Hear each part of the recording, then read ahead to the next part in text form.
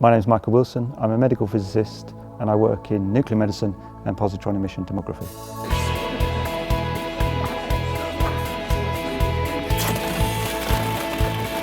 I did physics, maths and chemistry.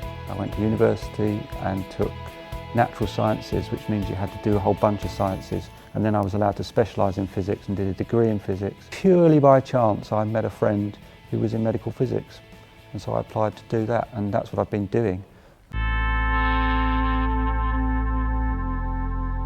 A typical medical physicist actually works in radiotherapy, and that's using radiation to treat cancer, making sure that those machines are really working so that they're really giving the radiation dose that the doctor has prescribed.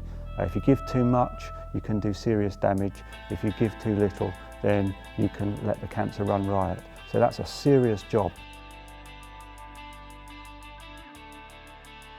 The body's a fragile and wonderful machine, and seeing inside it can be quite tricky. We very often are able to say how extensive a disease is, and so we can guide what the medics do with all their wonderful biological fancy research.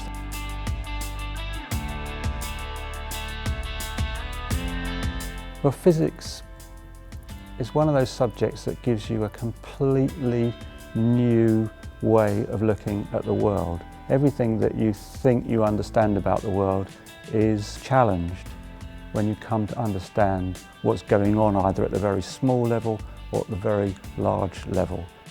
In my more reflective moments, I do stand back and I do think, my goodness, this machine that I live in is wonderful. It really is fantastically put together. There's a sort of an element of feeling awestruck when you see some of these pictures, particularly when you see what the body's doing, rather than just what it looks like, when you see what it's doing, all the machinery that's going on there, totally unobserved usually, and keeping you fit and well without you ever having to think about it.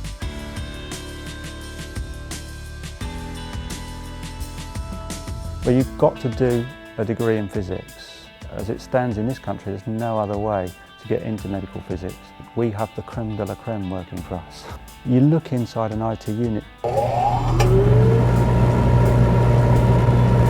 it's littered with high-tech bits of equipment, which potentially physicists could be involved with. Physicists tend to be involved in the things that don't yet work properly, the things that can't be left to themselves.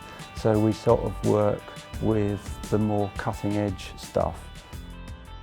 I don't know what's next on the horizon. There have been sort of moments where something new has come along. In the 70s, it was CT scanning, and it burst on the scene. In the 80s, it was MRI, and at the moment, it's been PET scanning. I don't know what's next on the horizon. I could tell you how people are tweaking those machines, but I think there might be something new. Maybe one of the people that come to see this talk will surprise us all.